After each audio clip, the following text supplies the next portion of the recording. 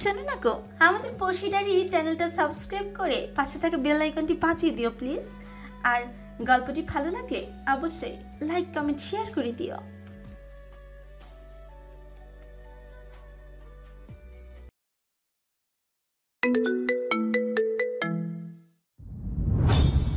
রানব তাড়াহুড়ো করে চলে যায়। উর্বি তাকিয়ে আছে দরজার দিকে।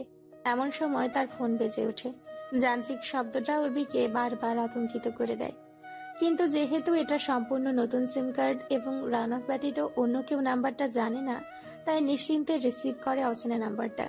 কিন্তু ওপাশের পুরুষ কণ্ঠটা তাকে মুহূর্তে আতঙ্কিত করে দেয়। উর্বি কাপা হাতে ফোনটা রেখে দিতে যাবে, তখনই উচ্ছ্বাস বলে ওঠে, ফোন কাটবে না। উর্বি চেঁচিয়ে ওঠে, তোমার লজ্জা নেই তাই না উচ্ছ্বাস? আমি কিন্তু এবার আইনের সহায়তা নিতে বাধ্য হব, সাবধান করে দিলাম তোমাকে। উচ্ছ্বাস হাসে, হাসি থামিয়ে বলে, বাপরে, ছোট বাকিটার দেখি খুব সাহস বেড়েছে। আইনের সহায়তা নেবে তুমি? কেস করবে আমার নামে? কি বলবে আমি মার্ডারার? তোমাকে বিরক্ত করি? তারপর তারপর কি হবে উর্বি? পৃথিবীর মানুষ যে জেনে যাবে তোমার এক কুখ্যাত মার্ডারারের সাথে সম্পর্ক ছিল।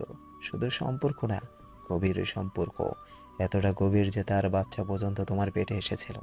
তখন কি হবে উর্বি সোনা? এলাকায় সবাই বলবে উর্বি রাজরানী হয়েছে। উর্বির শ্বশুর বাড়ির লোক খুব ভালোবাসে উর্বিকে। এসব শুনলে তো তারা তোমাকে ঘাড় ধাক্কা দিয়ে বের করে দেবে উর্বি। তাতে তো আমারই ভালো। কিছুদিন জেল খেটে বেরিয়ে তোমাকে বিয়ে করে নেব। কাজটা অনেক সহজ হয়ে যাবে উর্বি। প্লিজ আমার বিরুদ্ধে আইনের পদক্ষেপ নাও। Please Urbi, please. উর্বি চুপ করে থাকে। উচ্ছ্বাস গলার স্বর পাল্টে বলে, চরিত্রহীনা মেয়ে মানুষ, নতুন নতুন পুরুষ চাই না তোর? এই জন্যই সেদিন আমার সাথে সম্পর্ক শেষ করেছিলি তাই না? তোকে একবার বিয়ে করে নেই, তারপর দেখাবো তোকে অসভ্য মেয়ে। তুমি শুধু জঘন্যই না, তুমি একটা কিট, একটা কিট তুমি। চেঁচিয়ে বলে উর্বি। উচ্ছ্বাস হাসছে। উর্বি ফোনটা কেটে সিম কার্ড বের করে ফোনটা দূরে ছুঁড়ে মারে। দেওয়ালের সাথে বাড়ি খেয়ে ফোনটা মেঝেতে পড়ে গিয়ে চুরমার হয়ে যায়। এক দৃষ্টে কিছুক্ষণ তাকিয়ে থেকে উর্বি উঠে দাঁড়ায়। সাথে সাথে মাথায় আবারও চক্কর দিয়ে উঠে তার। ধপ করে বিছানার এক পাশে বসে হাঁপাতে থাকে সে।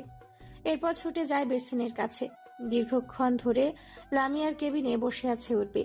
রিপোর্টগুলো নিয়ে লামিয়া এখনো ফেরেনি। উর্বির খুবই অস্থির লাগছে। সকালে যখন প্রেগন্যান্সি টেস্ট কিট এনে টেস্ট করেছিল, তখন রিপোর্টটা ব্লাইন্ড ছিল। পজিটিভ নাকি নেগেটিভ উর্বি বুঝতে পারেনি। চলে এসেছে লামিয়ার কাছে। কিছুক্ষণ পরে লামিয়ার রিপোর্টগুলো নিয়ে কেবিনে ঢোকে। উর্বি উঠে দাঁড়ায় তৎক্ষণাৎ। সে ভীষণ উত্তেজিত।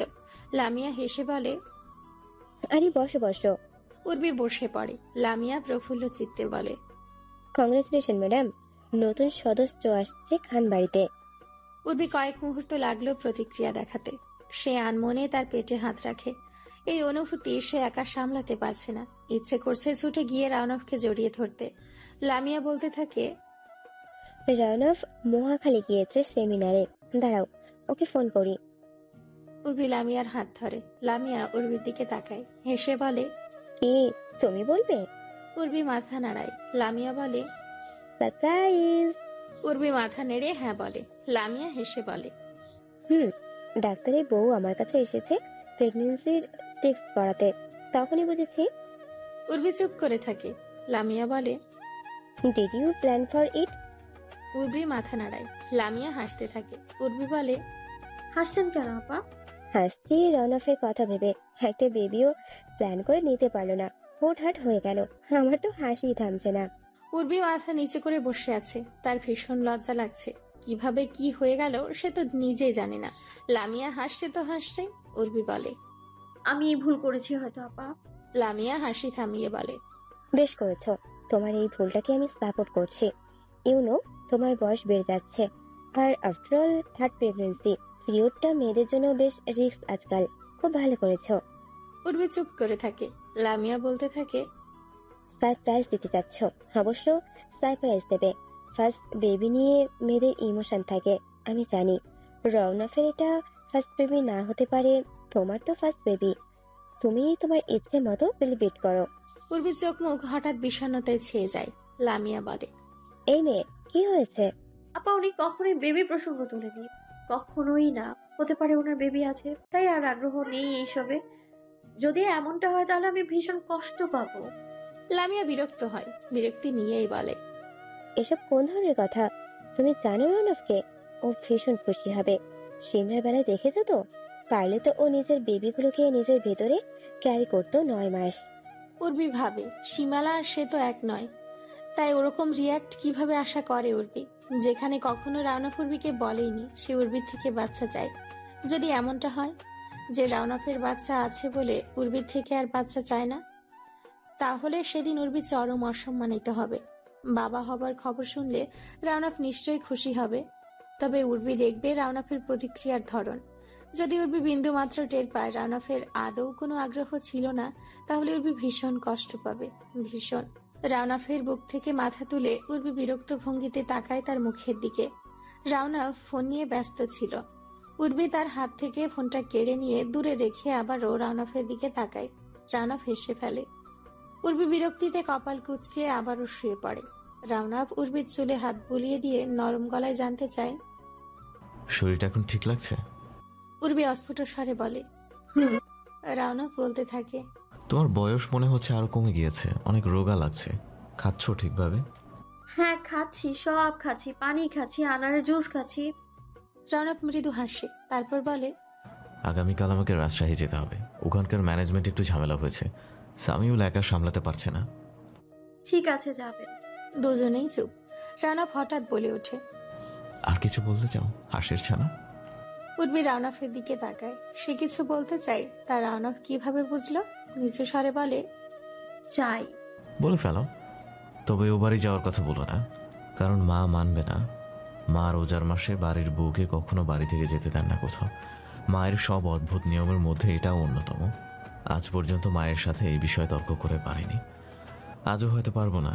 এক কাজ করব, আমি রাজশাহী থেকে ফিরে এলে ঈদের শপিং করে ও বাড়ির জন্য পাঠাবো, তখন না হয় যেও। ও বাড়ি যাওয়ার কথা বলতে চাচ্ছি না, আমার কোথাও যাওয়ার আগ্রহ নেই। তাহলে কি বলো? উর্বি চুপ হয়ে যায়। কিছু সময় চুপ থেকে বলে, আপনি রাজশাহী থেকে আসুন, তারপর বলবো। চাকরি করতে চাও? উর্বি বিরক্ত হয়। ইচ্ছে করছে বলে দিতে তার মধ্যে ছোট রাওনাফ এসেছে, কিন্তু এখনই সে বলবে না। সে অপেক্ষা করছে 10 তারিখের, সেদিন রাওনাফের জন্মদিন। সে ঠিক করেছে সেদিনই বলবে। দুদিন অনুভূতিগুলোর সে একাই সামলাক। রাওনাফ বলতে থাকে, কি হলো, চাকরি করতে চাও? না। তাহলে কি চাও? আজ বিকেলে শর্মী শাওমি দুজন অনলাইনে দুটো ড্রেস দেখিয়ে বললো তারা ঈদে নিতে চায়। তুমিও কি সেরকম কিছু চাও? কোন এক্সপেন্সিভ শাড়ি বা? উর্বি মহা বিরক্ত হয়ে উঠে বসে, মুখে চকারান্ত শব্দ করে বলে, থামবেন আপনি? আমি বলতে চাইছি আমি ঘুমোতে চাই, ব্যাস। উর্বি ওপাশ ফিরে শুয়ে পড়ে। রাওনাফ বোকার মতো তাকিয়ে আছে। খানিক বাদে উর্বি উঠে বসে। এক পলক রাওনাফের দিকে তাকিয়ে তড়িঘড়ি করে ছুটে ওয়াশরুমে ঢুকে হড়হড় করে বমি করে দেয়। রাওনাফ উর্বির পিছু পিছু গিয়ে উর্বিকে আগলে ধরে। এক হাতে উর্বিকে জড়িয়ে রেখে অন্য হাতে উর্বির কপাল চেপে ধরে, যাতে উর্বি মাথা ঘুরে পড়ে না যায়। উর্বি চোখে মুখে পানি দিয়ে হাঁপাচ্ছে, পুরোপুরি নেতিয়ে পড়েছে সে। রাওনাফ শক্ত করে ধরে রাখে উর্বিকে, বিরক্ত ভঙ্গিতে বলে, গ্যাস প্রবলেম, এখন এসবের সাথেও বন্ধুত্ব করে ফেলেছো দেখছি। উর্বি অবাক হয়ে রাওনাফের মুখের দিকে তাকায়। আচ্ছা, এত লক্ষণ দেখেও রাওনাফের মনে কেন প্রশ্ন জাগছে না? কেমন সব বুঝেও না বোঝার ভান ধরে আছে। বিষয়টা পুরোপুরি এড়িয়ে যেতে চাইছে যেন। যেহেতু ডাক্তার একটু হলেও তো বোঝার কথা উর্বিকে দেখে, তাতে তো টেস্ট রিপোর্টের প্রয়োজন পড়ে না। এ কি আদৌ ডাক্তার? এ পাশ করলো কিভাবে MBBS? নকল করে? উর্বি পিটপিট করে তাকাচ্ছে। রাওনাফ দুর্বল উর্বিকে কোলে তুলে নেয়। উর্বির মুখের দিকে তাকিয়ে বলে, তুমি হাঁসের ছানা হলেও তোমার ওজন হাঁসের একটা পালকের মতো। উর্বি কথা বলে না। সে গায়ে কোনো জোর খুঁজে পাচ্ছে না। বমি করে শরীরের সব শক্তি হারিয়ে ফেলেছে। উর্বিকে বিছানায় শুয়ে দিয়ে রাওনাফ ঘড়ির দিকে তাকায়। রাত 1:30 বেজে গিয়েছে প্রায়। বিছানায় শুয়ে উর্বি রাওনাফের দিকে তাকিয়ে থাকে। মনে মনে বলে, আমি আর অপেক্ষা করতে পারছি না ডক্টর। এখনই বলে দিতে ইচ্ছে করছে আমি আপনার সন্তানের মা হতে যাচ্ছি। দেখতে ইচ্ছে করছে আপনি কতটা খুশি হন নাকি আদৌ হন না। রাওনাফ ওযু করে তাহাজ্জুদ নামাজ আদায় করতে দাঁড়িয়ে যায়। উর্বি সেদিকে তাকিয়ে দেখছে। তার চোখ জড়িয়ে যাচ্ছে। পেটে একটা হাত রেখে একটা গভীর নিঃশ্বাস ছেড়ে দেয় সে। মনে মনে প্রার্থনা করে, যেই আসুক, এই লোকটার মতো কেউ আসুক। কিছু সময় পরেই উর্বি ঘুমিয়ে যায়। রাউনাফ নামাজ আদায় করে টুপিটা কাবারে রেখে বিছানার এক পাশে এসে বসে। তার দৃষ্টি ঘুমন্ত উর্বির মুখের দিকে। কিছুক্ষণ তাকিয়ে থেকে রাউনাফ আনমনে হেসে ফেলে। ধীরে ধীরে হাতটা উর্বির পেটে রেখে তার মুখের দিকে তাকায়। মনে মনে বলে ওঠে, লুকোচুরি খেলছো আমার সাথে মৃদুলা উর্বি? তুমি বোকা উর্বি হতে পারো, আমি তো বোকা ডাক্তার নই। হাতটা সরিয়ে পুনরায় উর্বির মুখের দিকে তাকায়। কপালের কাছে এলোমেলো হয়ে থাকা চুলগুলো সরিয়ে আলতো করে ঠোঁট ছুঁয়ে দীর্ঘ সময় ধরে একটা চুমু খায় সে। তারপর মাথায় হাত বুলিয়ে দিতে দিতে বলে, পিতৃত্ব সবসময় একই রকমের আনন্দ দেয় মৃদুলা উর্বি। নির্ভেজাল স্বর্গীয় সুখ অনুভূতি। হয়তো বয়স ভেদে অনুভূতি প্রকাশের ধরন আলাদা হয়। এই ব্যাপারগুলো তোমার কাছে বোধগম্য হবে না। Typical emotional fool. উর্বির গায়ে চাদর টেনে রাউনাফ পাশে শুয়ে পড়ে। তাকিয়ে থাকে উর্বির ঘুমন্ত মুখের দিকে। উর্বিকে দেখে সে কিছুটা আন্দাজ করেছিল সকালে।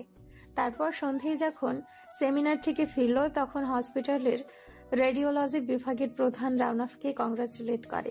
রাউনাফের আর জানতে বাকি নেই তার জীবনে নতুন কারো আগমনের খবর। এ তার বাচ্চা, তার অংশ। সে বুঝতে পারছে না এত কেন লুকোচুরি করছে উর্বি বিষয়টা নিয়ে, নাকি উর্বি ভাবছে রাউনাফ খুশি হবে না।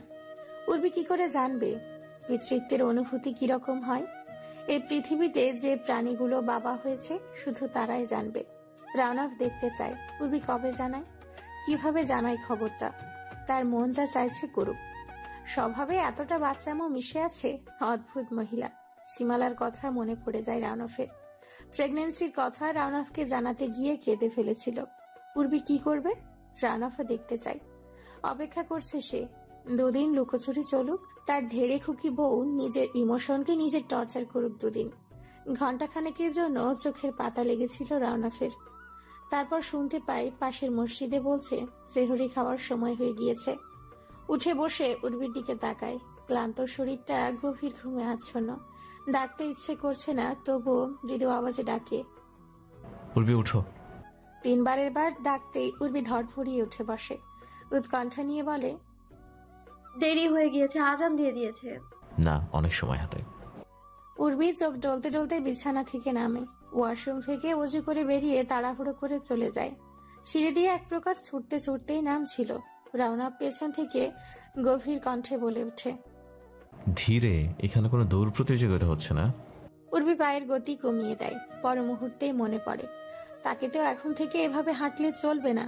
সে এবার বেশ পা টিপে টিপে নামতে থাকে, যেন কোনো শব্দও না হয় মেঝেতে। রাউনাফ উর্বির আহেন কাণ্ড দেখে পেছনে নিশ্চুপ হাসতে থাকে। রাউনাফ করিমের 3 ছানা ইতিমধ্যেই সেহরি খেতে টেবিলে বসে গিয়েছে। শর্মির চোখ থেকে ঘুম এখনো কাটেনি। সে টেবিলে মাথা ঠেকিয়ে ঘুমোচ্ছে। সায়মি বারবার হাই তুলছে। রাউনাফ এগিয়ে যায়, সায়মির দিকে তাকিয়ে বলে, এখন একটু ওড়নাটা মাথায় তুলে দাও মামুনি। সায়মি পাপার কথায় লাজুক হেসে মাথা ঢাকে। শর্মিও মাথা তুলে ওড়না পেঁচিয়ে দেয় মাথায়। রাউসানারা অসুস্থ শরীর নিয়ে এসেছেন নিচে সেহরি খেতে। উর্বি তাকে দেখে বলে, মা, আপনি কেন নামতে গেলেন? আমি খাবারটা ঘরে দিয়ে আসতাম। রাউসানারা হেসে বলে, এই একটা বেলা ছেলে বউ নাতি নাতনি নিয়ে খেতে বসা হয়। ইফতার তো রওনা বাইরেই করে। উর্বি এগিয়ে যায় রান্নাঘরে। রাউসানারা বলতে থাকে, কি একটা ঝামেলায় পড়তে হলো। আমিরুনের বাবা অসুস্থ খুব। 2-4 দিনে মনে হয় না ফিরবে। একটা বিশ্বস্ত লোকও পাচ্ছি না বাড়িতে রাখবো। সময় অসময়ে কাজে সব বৌমাকে একাই করতে হয়। রাউনাফ চেয়ারে না বসে কিচেনের দিকে এগিয়ে যায়। উর্বি তাকে দেখে অবাক হয়ে বলে, এখানে কেন এলেন? যান, গিয়ে বসুন, আমি সব গরম করে নিয়ে আসছি। রাউনাফ উর্বির দিকে তাকিয়ে উর্বির হাত থেকে বাটি টেনে নিয়ে বলে, তুমি গিয়ে বসো, আমি নিয়ে আসছি। উর্বি অস্ফুট স্বরে বলে, আপনি? যাও। রাউনাফ উর্বিকে থামিয়ে দিয়ে বলে। উর্বি চুপচাপ এসে চেয়ার টেনে বসে। তারপর রাউনাফকে দেখতে থাকে। রওশনারা একবার উর্বিকে দেখে, একবার রাউনাফকে। তার 3 ছেলে বউয়ের প্রতি যত্নশীল। এসব কখনো তার জীবনে ছিল না। নিজের না পাওয়া সবকিছু তার ছেলের বউয়েরা পাচ্ছে, এটা তাকে আনন্দ দেয়। সকালে রাউনাফ বেরিয়েছে রাজশাহী যাবে বলে। যাওয়ার আগে উর্বির গালে হাত রেখে বলেছে, নিজের খেয়াল রেখো। রাউনাফের বলার ধরনটা আজ অন্যরকম লেগেছে। প্রতিদিনের মতো নয়। উর্বির মনটা খুব অস্থির লাগছে সকাল থেকে। শারীরিক কোনো যন্ত্রণা নেই, কিন্তু মনে হচ্ছে কিছু একটা ঠিক নেই। ও বাড়িতে ফোন দিয়ে মায়ের খবর জেনেছে লুৎফুন্নাহার ভালোই আছেন, তবুও অস্থিরতা কাটছে না। রোজার দিনে দুপুরবেলা সচরাচর হাতে কোনো কাজ থাকে না। কিছুক্ষণ কোরআন তিলাওয়াত করে উর্বি উঠে দাঁড়ায়। ওরা 3 ভাই বোন বাড়িতেই আছে। প্রত্যেকের স্কুল কলেজ বন্ধ, অথচ কারো টু শব্দটিও নেই। সবাইকে খুঁজতে খুঁজতে উর্বি তাদের শর্মী স্বয়মীর ঘরে পেয়ে যায়। 3 মাথা এক হয়ে বসে ফোনে কিছু একটা দেখছিল। উর্বির পায়ের শব্দ পেয়ে প্রত্যেকে মাথা তুলে তাকায়। কি হচ্ছে এখানে? আমরা প্ল্যান করছি। কিসের প্ল্যান? উর্বি অবাক হয়ে জানতে চায়। তারপর গিয়ে ওদের মুখোমুখি বসে। স্বয়মী বলতে থাকে, 10 তারিখ পাপার বার্থডে, তাই তার জন্য লুকিয়ে লুকিয়ে গিফট কিনবো, সারপ্রাইজ দেবো পাপ্পাকে। শর্মী ফোনটা উর্বির কাছে নিয়ে এসে বলে, আন্টি দেখো, এটা ভালো হবে না? উর্বি ফোনের স্ক্রিনে তাকায়। একটা রিস্ট ওয়াচের ছবি। শর্মী বলতে থাকে, এটা আমি দেব। পাপার অনেক ঘড়ি কালেকশন আছে, এটা হবে সবচেয়ে ইউনিক। উর্বি মাথা নাড়িয়ে বলে, হ্যাঁ, এটা সুন্দর। তারপর সায়মী নাবিলের দিকে তাকিয়ে বলে, তোমরা কি দেবে সারপ্রাইজ? সায়মী হেসে বলে, আমাদেরটা এখন বলবো না, এটা শুধু পাপার জন্য না, সবার জন্য সারপ্রাইজ। তারপর উর্বিকে প্রশ্ন করে, তুমি কি দেবে আন্টি? উর্বি সায়মীর দিকে তাকায়, বলে, কি দেব? সারপ্রাইজ দেবে না? উর্বি মিলান হাসে। সারপ্রাইজ তো সেও দেবে, অনেক বড় একটা সারপ্রাইজ। কি হলো আন্টি, কিছু দেবে না? উর্বি হাসে, অস্ফুট স্বরে বলে, দেব। কি দেবে? উর্বি মাথা নেড়ে বলে, এখন বলা যাবে না, তোমরাও পরে জানবে। 10 তারিখ। অনেক বড় একটা সারপ্রাইজ। উর্বি লজ্জা মাখা মুখে মাথা নাড়ায়। প্রসঙ্গ পাল্টে বলে, আজ না তোমাদের সুমনা আপার বাড়িতে ইফতার পার্টিতে যাওয়ার কথা, যাবে না? যাব, খালামুনি গাড়ি পাঠিয়ে দেবে বলেছে, দুপুরের পর যাব। আজ রাতে ফিরবে না? না, আগামী পরশু ফিরবো। পাপার কাছ থেকে পারমিশন নিয়েছে খালামুনি। দুপুরের পরে সায়মী আর নাবিল চলে যায় সুমনাদের বাড়িতে। থেকে যায় শর্মী। হঠাৎ করে সে তার সিদ্ধান্ত পাল্টে ফেলেছে। তার নাকি যেতে ইচ্ছে করছে না। রাওশানারা তার পুত্রবধূকে দেখছেন বলতে খুঁটিয়ে খুঁটিয়ে পর্যবেক্ষণ করছেন। উর্বি মাথায় ঘোমটা দিয়ে ইফতারি তৈরি করছে। রাওশানারা তাকে দেখতে থাকে। লক্ষণ দেখে তো তার সন্দেহ সত্যি বলে মনে হচ্ছে। বুড়ো তো এমনি হয়নি সে। মেয়েদের এসব সে বুঝতে পারে। উর্বিকে কি জিজ্ঞেস করবে? না, যদি লজ্জা পেয়ে যায়। সেরকম কিছু হলে তো সে জান। রাওশানারা দোয়া করতে থাকে তার সন্দেহ যেন সত্যি হয়। তাহলে তার চেয়ে বেশি খুশি আর কেউ হবে না। উর্বি কাজ করতে করতে তার শাশুড়ির দিকে তাকায়। রাওশানারা চোখ নামিয়ে নেয়, বলে, হয়েছে, এত বেশি আইটেম করতে হবে না। আমরা তো মোট 3 জন মানুষ, আর কিছু তৈরি করো না। উর্বি মাথা নাড়ায়। পরক্ষণে দৌড়ে বেসিনের কাছে গিয়ে বমি করতে থাকে। রাওশানারা ঠায় দাঁড়িয়ে থাকে। তার চোখ খুশিতে চকচক করছে। তার সন্দেহ সত্যিই মনে হচ্ছে। সারাদিনে আজ ঝিরিঝিরি বৃষ্টি পড়লেও সন্ধ্যের পর থেকে মুষলধারে পড়ছে। ইফতারের পরে রাওশানারা উর্বির ঘরে ঢুকে দেখে সে কোরআন পাঠ করছে। সে খাটে মুগ্ধ হয়ে বসে তিলাওয়াত শোনে। যদিও কিছু কিছু জায়গায় উচ্চারণ কিছুটা ভুল হচ্ছে। রাওশানারা উর্বির দিকে তাকিয়ে আছে। এই মেয়েটার প্রতি তার এত মায়া কাজ করে কেন? অবশ্য সে তার সব সময় বুঝতে না দেওয়ার চেষ্টা করে। বেশি লাই পেলে বউ মানুষ নষ্ট হয়ে যায়, কিন্তু সে জানে উর্বি নষ্ট হয়ে যাওয়ার মতো মেয়ে নয়। উর্বি কোরআন পাঠ শেষ করে রাওশানারার দিকে তাকায়। মা, কিছু লাগবে? না, তোমাকে দেখতে এলাম। তোমার শরীর কেমন এখন? ভালো মা। শর্মী কোথায় মা? শর্মী ঘরে পড়ছে। উর্বি উঠে দাঁড়াতে দাঁড়াতে বলে, ওকে কিছু একটা বানিয়ে দিই মিষ্টি টাইপের। ইফতারের সময় বললো খেতে ইচ্ছে করছে নাকি। রাওশানারা উর্বিকে থামিয়ে দেয়, বলে, ও ফ্রিজ থেকে আইসক্রিম বের করে খেয়ে নিয়েছে, তুমি বসো। উর্বি বসে। রাওশানারা বলে, কোনো অসুবিধা হলে আমায় জানাবে। তোমার স্বামী ডাক্তার হোক শত, মেয়েদের সমস্যা মেয়েরাই ভালো বুঝবে। আমি তোমার মায়ের মতোই। রাওশানারা ঘর থেকে বের হতে যায়। উর্বি নিচু স্বরে ডাকে, মা। রাওশানারা উর্বির মুখের দিকে তাকায়। উর্বি কিছুটা সময় নিয়ে মাথা নিচু করে অত্যন্ত মৃদু স্বরে বলে, আপনি আবারও দাদু হতে যাচ্ছেন মা। রাওশানারার ইচ্ছে করছে সে খুশিতে একটা চিৎকার দেবে, কিন্তু সে নিজেকে সামলে নেয়। পূর্বে মাথা ওঠায় না, তার ভীষণ লজ্জা লাগছে। রাউসানারা গলার স্বর অত্যন্ত স্বাভাবিক রেখে বলে, আলহামদুলিল্লাহ। রৌনক জানে? ওকে জানিয়েছো? পূর্বে মাথা নাড়ায়। সে জানায়নি, মুখে বলে, রাজশাহী থেকে ফিরলে জানাবো। ঠিক আছে, বিশ্রাম নাও। রওশনারা উর্বির ঘর থেকে বের হয়। তার ইচ্ছে করছে কিছুক্ষণ নাচতে। এত সুখ, এত আনন্দ সে কই রাখবে। বাড়িতে আবারও ছোট্ট সোনা আসবে। এই বাড়িটা তো আলোয় আলোয় ভরে যাচ্ছে। উচ্ছ্বাস গাড়িতে বসে আছে। সজীব ছাতা হাতে গাড়ির দরজায় টোকা দেয়। উচ্ছ্বাস গাড়ি জানালার কাছ নামিয়ে দেয়। সব ঠিক আছে, দেখেছিস ভালো করে? সব ক্লিয়ার। দারোয়ানটা তার কোয়ার্টার শুয়ে ঝিমুচ্ছে। ড্রাইভার বাড়িতে উর্বির স্বামীকে রাজশাহী পৌঁছে দিয়ে 2 দিনের ছুটি নিয়েছে। উচ্ছ্বাস বাঁকা হাসি হাসে। এত সুযোগ একবারে পেয়ে গেল সে। ভাই আরেকবার ভেবে দেখেন, যে কাজটা করবেন তাতে কিন্তু আগেরবার একটুর জন্য বেঁচে গিয়েছিলেন। উচ্ছ্বাস সিগারেটের ধোঁয়া ছেড়ে বলে, আগের বার বেয়াদবটার প্রতি মায়া দেখিয়ে সফল হতে পারিনি, এইবার তা হবে না। উর্বি না আসলে ওর লাশ নিয়ে ফিরবো আমি। তুই এখানে বসে থাক, বিপদ দেখলেই সংকেত দিবি। কোনো ভুল হলে তোকে আগে মারবো। সজীব মাথা নাড়ায়। আচ্ছা ভাই একটা কথা বলবো? ভাই, দারোয়ান বুড়ো মানুষ, তারে তেমন কিছু করবেন না। তার কাছ থেকে তো সব খবর নিতাম। বড্ড সরল আলাফলা, সে ছাড়া তার 2 মেয়েকে দেখার কেউ নেই। উচ্ছ্বাস সিগারেট ফেলে দিয়ে গাড়ি থেকে নেমে পড়ে। সজীব গাড়িতে উঠে বসে। তার হাত পা কাঁপছে। উচ্ছ্বাস ধীরে ধীরে রাউসান মঞ্জিলের দিকে এগিয়ে যায়। সে নিজেও জানে না সে আগুন নিয়ে খেলছে, যার পরিণতি ভয়াবহ। রাউনাফের ফোন এসেছে। উর্বি ফোনটা রিসিভ করে। ওপাশ থেকে রাউনাফের গলা, কি করছো? কিছু না। আপনি কি করছেন? এই তো ইফতার করে বিশ্রাম নিচ্ছি। কি দিয়ে ইফতার করা হলো? অনেক কিছু। অন্তরা এত আইটেম বানিয়ে দেয় সামনে, লোভে পড়ে খেয়ে ফেলেছি। ওরা ভালো আছে? হ্যাঁ, তুমি বলো, তোমার শরীরের কি অবস্থা? ভালো। উর্বি অস্ফুট স্বরে জবাব দিয়ে চুপ করে থাকে। রাউনাফ ডাকে, উর্বি, আসার সময় কিছু একটা বলতে চেয়েছিলে, বলনি, এখন বলো। কথাটা বলে রাউনাফ মিটিমিটি হাসছে। সে জানে উর্বি কখনোই ফোনে বলবে না কথাটা। পরে বলবো, এখন থাক। না, বলো। বললাম না পরে বলবো।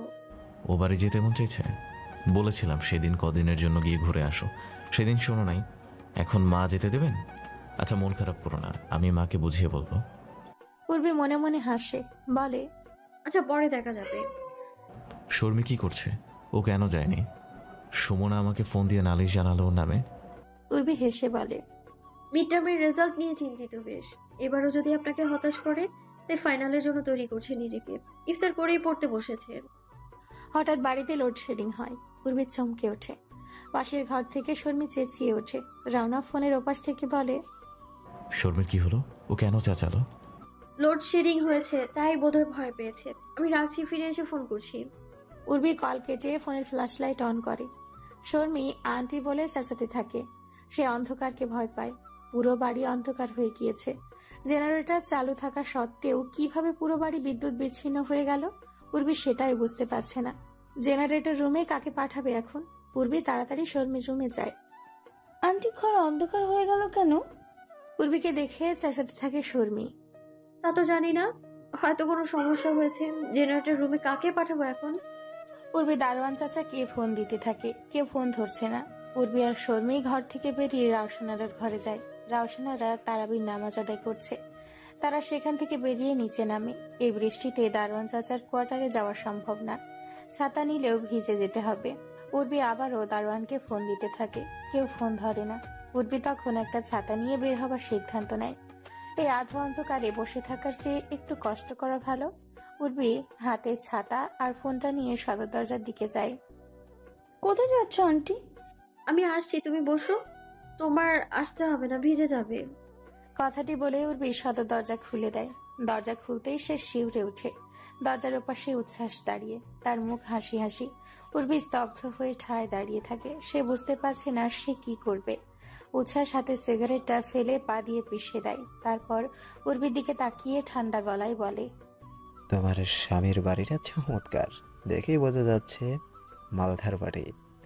এখন বুঝতে পারছি এই সুখ, এই স্বাচ্ছন্দ্য রেখে যেতে ইচ্ছে হয় না, তাই না? উর্বি থরথর করে কাঁপছে, কপালে বিন্দু বিন্দু ঘাম জমেছে। উচ্ছ্বাস বাঁকা হাসি দিয়ে বলে, আমি বেকার তো কি হয়েছে, আমার বাবারও তো অনেক টাকা, সবকিছু আমার, এর থেকে বেশি স্বাচ্ছন্দ্য পাবে তুমি। উর্বি কাঁপা কাঁপা গলায় বলে, তুমি এখানে? হ্যাঁ, আমি তোমাকে নিতে এলাম। ঠান্ডা গলায় বলে উচ্ছ্বাস। উর্বি ভীত কণ্ঠে বলে, চলে যাও তুমি দয়া করে। তারপর উচ্ছ্বাসের মুখের উপর দরজা বন্ধ করে দিতে যায়। উচ্ছ্বাস এক হাত দিয়ে আটকায়। উর্বির দিকে তাকিয়ে তাচ্ছিল্যের হাসি হাসে। উর্বি অসহায়ের মতো শুধু এদিক ওদিক তাকাচ্ছে। তার দৃষ্টি এলোমেলো, ভয়াবহ বিপদের আশঙ্কা করে তার গলা শুকিয়ে কাঠ হয়ে যাচ্ছে। শর্মি একবার তার আন্টির দিকে তাকায়, একবার উচ্ছ্বাসের দিকে। কে এলো? আন্টি এমন করছে কেন? উচ্ছ্বাস ধীর পায়ে সদর দরজা পেরিয়ে ঘরে ঢুকে পড়ে। উর্বি আতঙ্কিত হয়ে বলে, তুমি চলে যাও, প্লিজ চলে যাও। এখানে কিছু বাড়াবাড়ি করো না। আমার সুখের সংসারটা নষ্ট করে দিও না উচ্ছ্বাস। উচ্ছ্বাস উর্বির দিকে এগিয়ে আসে। উর্বির পা থেকে মাথা অবধি তাকায়, তারপর বলে, কে কিট? কাকে কিট বলেছিলে সেদিন ফোনে? আমি কিট। এখন তবে কিটের মতোই আচরণ করব। উর্বি কিছু না বলে হাতের ফোনটার দিকে তাকায়। এর মধ্যে ইলেকট্রিসিটি চলে আসে। উর্বি এক পলক উচ্ছ্বাসের দিকে তাকিয়ে কাঁপা কাঁপা হাতে রাউনাফের নাম্বার ডায়াল করে। উচ্ছ্বাস ফোনটা কেড়ে নিয়ে আছাড় মেরে ফোনটা ফ্লোরে ফেলে দেয়। উর্বি মুখ চেপে ধরে তাকিয়ে থাকে সেদিকে, তারপর উচ্ছ্বাসের দিকে তাকায়। উচ্ছ্বাসের শীতল দৃষ্টি তার ভেতরটা নাড়িয়ে দিচ্ছে। শর্মি চেঁচিয়ে বলে ওঠে, এই কে আপনি? আপনি আন্টির সাথে এমন করছেন কেন? অভদ্র লোক কোথাকার! বেরিয়ে যান আমাদের বাড়ি থেকে। উচ্ছ্বাস শর্মির দিকে তাকায়, তারপর তার ছিল মাখা হাসি দিয়ে উর্বির দিকে তাকিয়ে বলে, তোমার পাতানো মেয়ে। শর্মি চেঁচিয়ে বলতে থাকে, বেরিয়ে যান বলছি। আপনি জানেন আমার পাপাকে? উচ্ছ্বাস হাসে। কিছুক্ষণ হেসে উর্বির দিকে কঠিন দৃষ্টি দিয়ে তাকিয়ে বলে, চলো, ভালোই ভালোই বলছি। উর্বি পিছু এগোতে থাকে, মাথা নাড়িয়ে আতঙ্কিত গলায় বলে, দয়া করে চলে যাও। আমি বিবাহিতা উচ্ছ্বাস, আমি আমার স্বামীকে ভালোবাসি। উর্বি কথাটা শেষ করতে না করতেই উচ্ছ্বাস এসে উর্বির গলা চেপে ধরে। শর্মি ভয় পেয়ে দাদু বলে বিকট চিৎকার দেয়। রওশনারা মোনাজাতে ছিলেন। মোনাজাত শেষ করতে শর্মির চিৎকার শুনে সে জায়নামাজ রেখে উঠে দাঁড়ায়। নিচে শর্মি চেঁচাচ্ছে। তড়িঘড়ি করে রওশনারা ঘর থেকে বেরিয়ে সিঁড়ির কাছে এসে দাঁড়ায়। নিচে তাকাতে সে হতভম্ব হয়ে যায়। বৌমাকে কেউ গলা চেপে ধরেছে। শর্মি ভয় পেয়ে চেঁচিয়ে যাচ্ছে। রওশনারা দ্রুত সিঁড়ি বেয়ে নিচে নামতে থাকে। উচ্ছ্বাসের দিকে তাকিয়ে চেঁচিয়ে বলতে থাকে, এই ছেলে, কে তুমি? আমার বৌমাকে মারছো কেন? এই ছাড়ো, আমি এক্ষুনি পুলিশকে ফোন করব। উচ্ছ্বাস উর্বিকে ছাড়ে না। দাঁতে দাঁত চেপে উর্বির চোখের দিকে তাকিয়ে বলে, স্বামীকে ভালোবাসি, স্বামীকে ভালোবাসি, স্বামীকে ভালোবাসি, সেই এক কথা, একেবারে জানে শেষ করে ফেলবো। উর্বির চোখ বেয়ে পানি পড়ছে। উচ্ছ্বাসের হাত থেকে ছাড়া পেতে প্রাণপণ চেষ্টা করছে সে। রওশনারা ছুটে এসে উর্বিকে উচ্ছ্বাসের হাত থেকে ছাড়াতে যায়। বৃদ্ধার শরীরের সর্বোচ্চ শক্তি ব্যয় করেও পারছে না। উচ্ছ্বাস হিংস্রতার সাথে রওশনারাকে ধাক্কা দিয়ে ফেলে দেয়। রওশনারা সোফার উপর গিয়ে পড়ে। সোফার হাতলে কপালে বাড়ি খেয়ে কপাল কেটে যায় তার। মৃদু আর্তনাদ করে ওঠে রওশনারা। উর্বি উচ্ছ্বাসের থেকে নিজেকে কোনো মতে ছাড়িয়ে নিয়ে মা বলে বিকট চিৎকার দিয়ে রওশনারার দিকে ছুটে যায়। হাঁটু গেড়ে বসে কাঁদতে কাঁদতে বলে, মা, আপনার কষ্ট হচ্ছে? শর্মি মুখে হাত চেপে রুখরে কেঁদে ওঠে। উর্বি উচ্ছ্বাসের দিকে ঘৃণা মিশ্রিত দৃষ্টি দিয়ে তাকায়। উচ্ছ্বাস সেই দৃষ্টি অগ্রাহ্য করে এসে উর্বি চুলের মুঠি ধরে টানতে টানতে সদর দরজার দিকে নিতে যায়। চেঁচিয়ে বলতে থাকে, চল চল আমার সাথে, বেশি বাড়াবাড়ি করবে তো আমিও বাড়াবাড়ি করে দেব। রওশনারা কপালে হাত চেপে কাতরাতে কাতরাতে শর্মিকে বলে, দাদু, শিগগির তোমার পাপাকে ফোন দাও। শর্মি তাই করে। মেঝে থেকে ফোনটা উঠিয়ে রাউনাফের নাম্বার ডায়াল করে। রাউনা ফোন রিসিভ করে বলে, হ্যাঁ মামুনি, বলো। বাবা! কি হয়েছে মামুনি? রাউনাফের কণ্ঠে উৎকণ্ঠা। একটা লোক বাড়িতে ঢুকে আন্টিকে মারছে, খুব মারছে আন্টিকে, জোর করে নিয়ে যেতে চাইছে। হোয়াট? চেঁচিয়ে ওঠে রাউনাফ। শর্মি আর কিছু বলার আগেই উচ্ছ্বাসে সে শর্মির হাত থেকে ফোন কেড়ে নিয়ে আবারও মেঝেতে ছুঁড়ে মেরে শর্মিকে সজোরে একটা চড় মারে। শর্মি চড়ের ধাক্কা সইতে না পেরে মেঝেতে পড়ে যায়। পূর্বে ছুটে এসে ওকে জড়িয়ে ধরে, কাঁদতে কাঁদতে বলে, আম্মু, তোমার লেগেছে? কোথায় লেগেছে? শর্মি গালে হাত চেপে উচ্ছ্বাসের দিকে ভয়ের তো চোখে তাকিয়ে আছে। তার মাথা ঝিমঝিম করছে। উচ্ছ্বাস উর্বিকে টানতে থাকে। উর্বি উঠে হাত বাড়িয়ে ছোট টেবিলের ওপর থেকে একটা পেপার ওয়েট তুলে নেয়। ছুঁড়ে মারে উচ্ছ্বাসের দিকে। উচ্ছ্বাসের গায়ে পড়লেও তাতে উচ্ছ্বাসের কিচ্ছুটি হয় না। সে এসে আবারও উর্বির চুলের মুঠি ধরে। উর্বি উচ্ছ্বাসকে ধাক্কা দিয়ে সিঁড়ি বেয়ে উপরে উঠতে থাকে। তার গায়ে কোনো শক্তি খুঁজে পায় না সে, শরীরটা নিস্তেজ হয়ে পড়ছে। উচ্ছ্বাস উর্বির পিছু পিছু ছুটে যায়। রাউসানারা বসে বসে কাতরাচ্ছে। খুব আহত হয়েছে সে। অতটুকু ধাক্কা তার বৃদ্ধ শরীরটাকে ঘায়েল করার জন্য যথেষ্ট। শর্মী তার দাদুর মুখের দিকে একবার তাকিয়ে ছুটে যায় দোতলায়। মেঝেতে পড়ে থাকা ফোনে রাওনা ফোন দিয়েই যাচ্ছে, কেউ ফোন রিসিভ করছে না। উর্বি তার ঘরে ঢুকে দরজা লাগিয়ে দেয়। সে হাঁপাচ্ছে। সে এখন কি করবে? সে বুঝে গিয়েছে উচ্ছ্বাস তাকে ছাড়বে না। ও উন্মাদ হয়ে গিয়েছে। উর্বি কি করবে এখন? শরীরটা তাকে আর সায় দিচ্ছে না। মেঝেতে লুটিয়ে পড়ে যেতে চাইছে শরীরটা। উচ্ছ্বাস দরজা ধাক্কাচ্ছে। গলার স্বর এবার অত্যন্ত স্বাভাবিক করে বলে, পাখি, দরজা খোলো প্লিজ। দেখো, এসব করে কোনো লাভ হবে না। আমি খালি হাতে ফিরে যেতে আসিনি আজ। এমন করো না, এতে তুমি অসুস্থ হয়ে পড়বে। শোনা, প্লিজ দরজা খোলো। উর্বি দরজায় ঠেস দিয়ে দাঁড়িয়ে হাত দিয়ে মুখ চেপে ধরে কাঁদতে থাকে। উচ্ছ্বাস দরজায় সজোরে লাথি মারতে থাকে। উর্বি কেঁপে কেঁপে উঠছে। উচ্ছ্বাস গলার স্বর পাল্টে পুনরায় চিবিয়ে চিবিয়ে বলতে থাকে, পাখি, সেদিন তুমি বোকামি করেছিলে পুলিশের কাছে আমার নাম না বলে। তোমার প্রত্যেকটা ভুলের শাস্তি তুমি পাও। এতে আমার কি করার বলো? দরজা খোলো। ঠান্ডা মাথায় বলছি, দরজা খোলো। চুপচাপ দুজনে চলে যাব। আমার পাখির বদনাম হোক, এটা আমি চাই না। আমাকে খাটিও না। দরজা খোলো। উর্বি দরজায় ঠেস দিয়েই দাঁড়িয়ে থাকে। হাঁপাতে থাকে সে। পেটে হাত রেখে কাঁদতে থাকে সে। রাউসানারা সিঁড়ির রেলিং ধরে ধরে কোনো মতে উপরে ওঠে। শর্মী ছুটে এসে দাদুকে ধরে। রাউসানারা গিয়ে উচ্ছ্বাসের হাত ধরে অনুরোধ করতে থাকে, বাবা, তুমি দয়া করো, মেয়েটা অসুস্থ। তোমারও তো মা বোন আছে। আমি বুড়ো মানুষ, তোমার পায়ে পড়ছি, দয়া করো। উচ্ছ্বাস সে কথা কানে নেয় না। সে দরজা ভাঙতে থাকে। রাউসানারা আহত, দুর্বল শরীরে উচ্ছ্বাসকে টানছে। উচ্ছ্বাস অগ্নি দৃষ্টিতে রাউসানারার দিকে কিছুক্ষণ তাকিয়ে তার হাত ধরে টানতে টানতে পাশের ঘরে ঢুকিয়ে দরজা বাইরে থেকে লক করে দেয়। শর্মী ছুটে যায়। উচ্ছ্বাস ঘুরে তার দিকে তাকাতেই শর্মী দমে যায়, থমকে দাঁড়িয়ে যায়। পা থেকে মাথা ঠক ঠক করে কাঁপছে তার। উচ্ছ্বাস এসে পুনরায় উর্বির ঘরে দরজায় লাথি দিতে থাকে। শর্মী এক কোণায় জড়সড় হয়ে দাঁড়িয়ে আছে। সে ভয়ে চুপসে গিয়েছে। চোখের পানি মুছে সে মনে মনে দোয়া করছে, আল্লাহ, আন্টিকে বাঁচিয়ে দাও, আমার আন্টিকে বাঁচিয়ে দাও। উচ্ছ্বাস দরজা ভেঙে ফেলে। ছিটকেনি ভেঙে দরজা খুলে যায়। উর্বি চমকে ওঠে।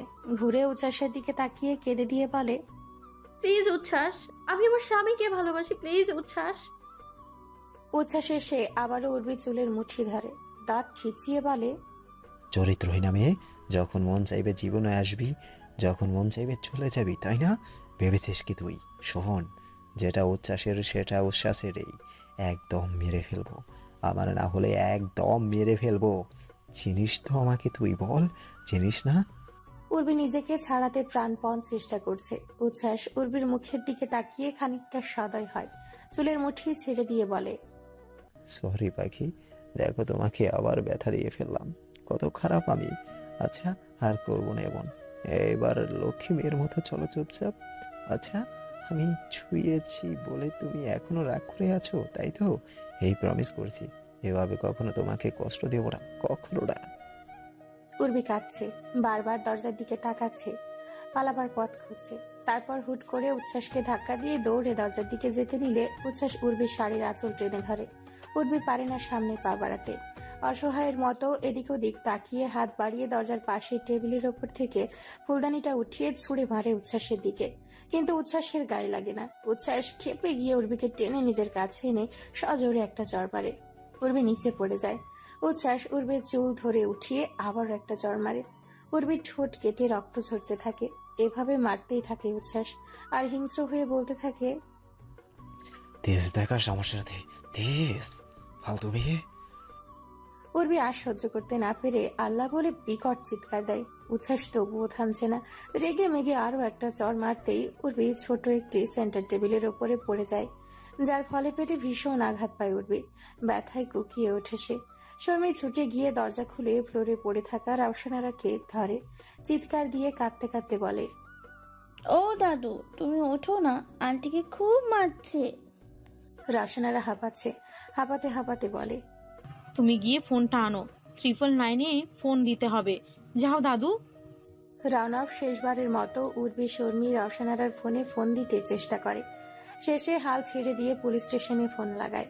তার হাত কাঁপছে, বড্ড অসহায় লাগছে নিজেকে। সামিউল এখনো বাড়িতে ফেরেনি। রওনক দ্রুত ওয়ালেট তুলে পকেটে রাখে। অনলাইনে রাজশাহী টু ঢাকা প্লেনের টিকিট কেটে অন্তরাকে ডাকতে থাকে। অন্তরা ছুটে আসে। রওনক লম্বা লম্বা পা ফেলে ফ্ল্যাটের সদর দরজার কাছে যেতে যেতে বলে, আমি ঢাকা ফিরছি, 9:20 ফ্লাইট। এই রাতে ভাইয়া? অবাক হয় অন্তরা। It's urgent. গলা কাঁপছে রওনকের, মস্তিষ্ক কাজ করছে না তার। রুদ্ধশ্বাসে বেরিয়ে যায় ফ্ল্যাট থেকে।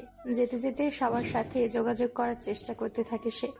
উচ্ছ্বাস উর্বির যন্ত্রণায় নীল হয়ে যাওয়া মুখটার দিকে তাকিয়ে থেমে যায়। তারপর ক্ষণ বাদেই এসে চুলের মুঠি ধরে।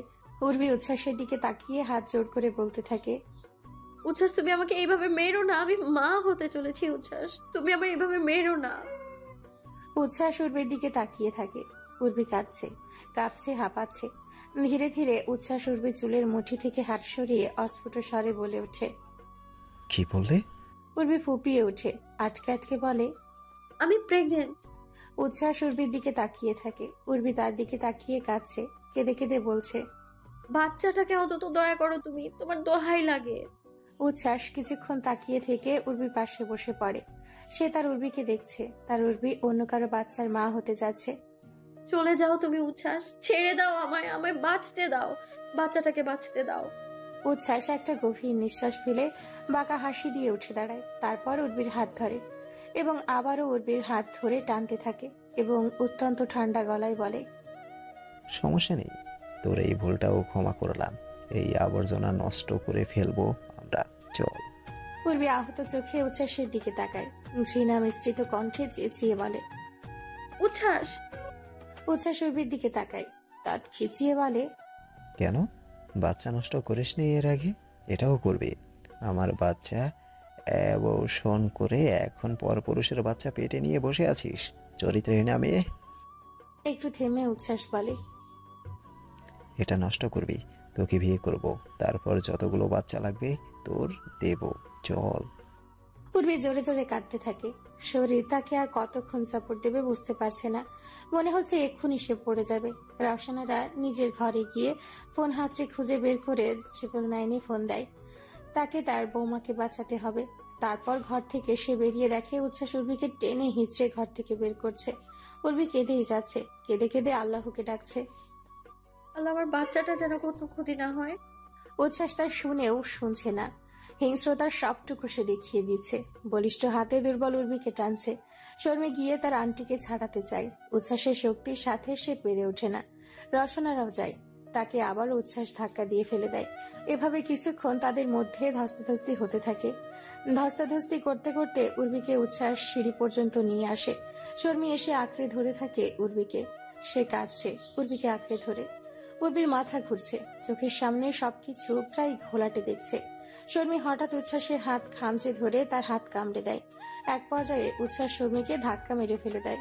শর্মি টাল সামলাতে না পেরে সিঁড়ি দিয়ে গড়িয়ে পড়ে। উর্বি আর্তনাদ করে উঠে তাকিয়ে থাকে নিচের দিকে। অত উঁচু সিঁড়ি দিয়ে পড়ে যাওয়ায় শর্মির মাথায় প্রচন্ড আঘাত পেয়ে সাথে সাথে অজ্ঞান হয়ে যায়। উর্বি বিকট চিৎকার দিয়ে উঠে শর্মি বলে। রওশনারা দাদু বলে কান্নায় ভেঙে পড়ে। উর্বি উচ্ছ্বাসকে ধাক্কা দিয়ে দৌড়ে সিঁড়ি বেয়ে নামছে, চেঁচিয়ে বলছে, আল্লাহ, তুমি আমার মেয়েটার কোনো ক্ষতি হতে দিও না, আল্লাহ। রওশনারাও নামছে খুঁড়িয়ে খুঁড়িয়ে। উর্বি শর্মিকে এসে ধরে। শর্মির মাথার পেছনের দিক থেকে রক্ত ঝরছে। উর্বি শর্মির রক্তাক্ত মাথাটা কোলে রেখে তরপাতে থাকে। সে যেন গলাকাটা মুরগি, গগন বিতারী চিৎকার দিয়ে কাঁদতে থাকে, যেন তার কণ্ঠনালী ছিঁড়ে যেতে চাইছে। রওশনারা রক্ত দেখে ধপ করে বসে পড়েন। আল্লাহ তার মাসুম নাতনিটিকে এত কষ্ট দিতে পারলেন। উর্বি শর্মির মাথাটা বুকের সাথে মিশিয়ে হাউমাউ করে কেঁদে যাচ্ছে। রওশনারা শর্মির পায়ের কাছে বসে আহাজারি করছে। শর্মির পুরো শরীরটা এর মাঝে একবার ঝাঁকুনি দিয়ে পুরোপুরি নিস্তেজ হয়ে যায়। উচ্ছ্বাস কিছুটা হতভম্ব হয়ে যায়। সে এটা ইচ্ছে করে করেনি। কয়েক মুহূর্ত নিচের দিকে তাকিয়ে থেকে লম্বা লম্বা পা ফেলে নিচে নামতে থাকে সে। হঠাৎ তার ফোন বেজে ওঠে। সজীব ফোন দিচ্ছে। সে ফোনটা রিসিভ না করে উর্বির দিকে এগিয়ে যায়। উর্বির হাত টেনে ধরে বলে, চলো ওঠো। উর্বি উচ্ছ্বাসের দিকে তাকায়। ক্রন্দনরত অবস্থায় চেঁচিয়ে বলে ওঠে, ব্যথা দিলি? আমার মেয়েটাকে তুই ব্যথা দিলি জানোয়ার? উচ্ছ্বাস উর্বির কথায় ভ্রুক্ষেপ না করে উর্বিকে টানছে। উর্বি শর্মিকে ছেড়ে উচ্ছ্বাসের দিকে হিংস্র দৃষ্টি দিয়ে তাকায়। তার চোখ দিয়ে আর পানি বেরোচ্ছে না। হিতাহিত জ্ঞান হারিয়ে উঠে ছুটে চলে যায় ডাইনিং টেবিলের কাছে। ফলে ঝুড়ি থেকে ছুরিটা এনে উচ্ছ্বাসকে আঘাত করার চেষ্টা করতেই উচ্ছ্বাস উর্বির হাত ধরে ফেলে। এক টানে উর্বিকে ঘুরিয়ে হাত থেকে ছুরিটা ফেলে বলতে থাকে, এত বাড়াবাড়ি করো না, তোমার শরীর ঠিক নেই। উর্বি উচ্ছ্বাসের হাত কামড়ে নিজেকে উচ্ছ্বাসের হাতের বাঁধন থেকে আলগা করার চেষ্টা করেও পারল না। শরীরে যে আর তার কোনো জোর নেই। উচ্ছ্বাস বলতে থাকে, যখন মন চাইবে আসবি, যখন মন চাইবে চলে যাবি, তাই না? আজ তোকে না নিতে পারলে তোর লাশ নেব আমি। তুই আমার না, তবে তুই কারো না। উর্বি অসহায়ের মতো শর্মির দিকে তাকায়। কিভাবে অচেতন হয়ে পড়ে আছে মেয়েটা। ওকে হসপিটালে নিতে হবে এক্ষুনি, এই মুহূর্তে। রসনারা নাতনিকে আগলে ধরে কেঁদে যাচ্ছে এখনো। উর্বির দিকে তার কোনো খেয়াল নেই আর। তিনি নাতনির শোকে কাতর। উর্বি নিজের শারীরিক অবস্থা খুব খারাপ, যে কোনো মুহূর্তে মাথা ঘুরে পড়ে যেতে পারে। তবুও সে শরীরের সবটুকু শক্তি খরচ করে উচ্ছ্বাসের থেকে ছাড়া পেতে চায়। উচ্ছ্বাস বলতে থাকে, 12 হাতারি কোথাকার, এক পুরুষে হয় না, তাই না? কেন ছেড়ে যেতে চেয়েছিলি বল? বেশি ভালোবাসতাম, সেটা সহ্য হয় না তোর? আমি জেনে যাওয়ার পরেও কেন অপেক্ষা করলি না? নতুন পুরুষের সাথ নিতে বিয়ে করে নিলি। উর্বি কিছুক্ষণ ধস্তাধস্তি করে একসময় নিস্তেজ হয়ে ডুকরে কেঁদে ওঠে। উচ্ছ্বাসের পা জড়িয়ে ধরে বলতে থাকে, উচ্ছ্বাস দয়া করো, আমার মেয়েটা মরে যাবে, ওকে হসপিটালে নিতে হবে, দয়া করো প্লিজ। উচ্ছ্বাস উর্বিকে টেনে দাঁড় করিয়ে চুলের মুঠি ধরে চিবিয়ে চিবিয়ে বলতে থাকে, কেন দয়া করব? আমি তো কিট, কোনো দয়া হবে না। উর্বি দম আটকে আসছে। তার কাতরতা দেখে উচ্ছ্বাস হঠাৎ অন্যরকম হয়ে যায়। চুলের মুঠি থেকে হাত সরিয়ে নরম গলায় বলে ওঠে, পাখি দেখো, আমি তোমাকে একটুও ব্যথা দিতে চাই না, তবুও বারবার দিয়ে ফেলি। আমি খারাপ, তুমি আমাকে মারো, মারো আমাকে। এই বলে উর্বির হাত টেনে নিজের গালে নিজে চড় মারতে থাকে উচ্ছ্বাস। মুহূর্তেই মুখটা কঠিন করে ধুমকে বলে ওঠে, মেরেছ? হয়েছে শান্তি, এখন চলো। উর্বি ঘুরে ছুটে যায় শর্মির কাছে। পেছন থেকে উচ্ছ্বাস আবারও শাড়ির আঁচল টেনে ধরতেই উর্বির অর্ধেক শাড়ি খুলে যায়। উর্বি তবুও গিয়ে শর্মিকে ধরে। উচ্ছ্বাস গিয়ে উর্বির গায়ের শাড়ির আঁচল জড়িয়ে দিয়ে উর্বিকে টানছে। রওশনারা একবার শর্মি একবার উর্বিকে দেখছে। উচ্ছ্বাসের অমনোযোগের সুযোগ নিয়ে সে কোনো মতে উঠে পেছন থেকে একটা ফুলদানি দিয়ে বাড়ি দেয় উচ্ছ্বাসের মাথায়। কিন্তু এই দানবের কিছুতেই কিছু হয় না। উল্টো ক্ষেপে রওশনারাকে আবারও ধাক্কা মেরে ফেলে দেয়। উর্বি শর্মিকে জড়িয়ে ধরে রেখেছে, চেঁচিয়ে যাচ্ছে, আল্লাহ, আমার মেয়েটাকে বাঁচিয়ে নাও। বাইরে তখনও তুমুল বৃষ্টি হচ্ছে। বৃষ্টির শব্দে পুলিশের গাড়ি সাইরেন শুনতে পায়নি উচ্ছ্বাস। 2 মিনিট পরে একটা গুলির আওয়াজ হয়। উর্বি চমকে ওঠে। উচ্ছ্বাস ঘুরে সদর দরজার দিকে তাকাতেই পুলিশ ইন্সপেক্টর বলে ওঠে, চুপ করে দাঁড়াও ওখানে। ইতিমধ্যে পুলিশের কিছু কনস্টেবল পুরো লিভিং রুমে ঢুকে উচ্ছ্বাসকে ঘেরাও দিয়ে দাঁড়িয়েছে। উচ্ছ্বাস এলোমেলো দৃষ্টি দিয়ে বাঁকা হাসি হাসে। তারপর প্যান্টের পকেট থেকে এক টানে বেরেটা M9 বের করে বলে ওঠে, শালা, তোমরা আইনের লোক হয়ে আমায় ভালো থাকতে দাও না কেন? পুলিশ ইন্সপেক্টর কিছু বলার আগেই উচ্ছ্বাস তার বলিষ্ঠ হাতে উর্বি চুলের মুঠি ধরে। টেনে উর্বিকে তুলে এক হাত দিয়ে জাপটে ধরে উর্বির কপালে রিভলভার ঠেকিয়ে দেয়। ঘটনার আকস্মিকতায় হতভম্ব পুলিশ ইন্সপেক্টর পিস্তল তাক করে ধরে রেখেই 3 পা পিছিয়ে যায়। উর্বি উচ্ছ্বাসের রাহেন কাণ্ডে কোনো প্রতিক্রিয়া দেখায় না। সে শুধু নিস্তেজ কণ্ঠে বলতে থাকে, আমার মেয়েটাকে বাঁচিয়ে নিন, আপনারা কেউ আমার মেয়েটাকে বাঁচিয়ে নিন। উচ্ছ্বাস পুলিশ ইন্সপেক্টরের দিকে তাকিয়ে ঠান্ডা গলায় বলে, যেতে দিন আমাকে ওকে নিয়ে, নয়তো 3 মিনিটের মধ্যে প্রথমে ওকে মারবো, তারপরে নিজে সুইসাইড করব। উচ্ছ্বাসের কণ্ঠে কিছু একটা ছিল। পুলিশ ইন্সপেক্টর কিছুটা ঘাবড়ে যায়, তবুও সে পিস্তল নামায় না, ওভাবেই তাক করে রাখে। ইন্সপেক্টর বলতে থাকে, শাখাওয়াত চৌধুরীর ছেলে, কি ভয়াবহ পরিণতি ডেকে আনলে তুমি নিজের। স্যালেন্ডার করো, তোমার চিকিৎসা দরকার, স্যালেন্ডার করো। উচ্ছ্বাস তাচ্ছিল্যের হাসি হেসে রিভলভারটা পুরোপুরি মাথার সাথে চেপে ধরে উর্বির। উর্বি নীরবতা ভেঙে উন্মাদের মতো বিড়বিড় করে বলতে থাকে, মেরে ফেলো আমায়, তুমি মেরে ফেলো, সেটাই করো। তবে তুমি আমায় যা দিয়েছো তার মধ্যে মৃত্যু হবে সব থেকে সুন্দর কিছু। তবে জেনে নাও উচ্ছ্বাস, তুমি কোনো উর্বিকে মারবে না, মারবে রাওনাফ করিম খানের স্ত্রীকে, তার অনাগত সন্তানের মাকে। পর স্ত্রী আমি, শুনে নাও তুমি, আমি আমার স্বামীকে ভালোবাসি, তোমায় ঘৃণা করি। আমি মৃত্যুর আগে পর্যন্ত তোমায় ঘৃণা করতে পেরেছি আমি, এটাই আমার শান্তি। উচ্ছ্বাসের প্রতি সমস্ত ঘৃণা কয়েকটা লাইনে উগরে দিয়ে দুচোখ বন্ধ করে নেয় উর্বি। তার নাটকীয়তায় ভরা জীবনের শেষটাও নাটকীয়ভাবে হলো। শুধু আফসোস শর্মির জন্য। মেয়েটা কষ্ট পাচ্ছে তার জন্য। তার জীবনের চমৎকার সুগন্ধি দেওয়া ফুলটা মেঝেতে পড়ে কষ্ট পাচ্ছে শুধুমাত্র উর্বির জন্য। উর্বি দায়ী, উর্বি দোষী, উর্বি পাপী। কথাগুলো ভাবতে ভাবতে একটা গভীর নিঃশ্বাস ফেলে দৃষ্টি মেলে তাকানোর আগেই গুলির আওয়াজ হয়। ম্যাম সরে যান ম্যাম।